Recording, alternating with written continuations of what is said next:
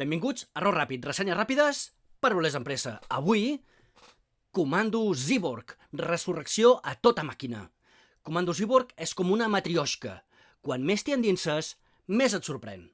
Per fora, és un mata-mata basat en un dels pitjors jocs de la història escrits per en Gary Gygax, on els PJs són supersoldats Zyborgs renascuts en un món postapocalíptic dominat per robots antropomorfs.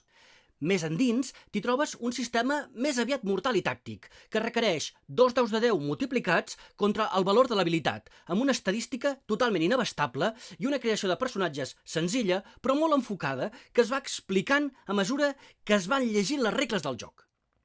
I en el nucli de la nina, quin nucli, hi ha un joc indie enfocat a explorar temes com la mortalitat i allò que ens fa humans, amb una meravellosa regla per anar perdent records a mesura que el nostre cervell zombi es va descomponent.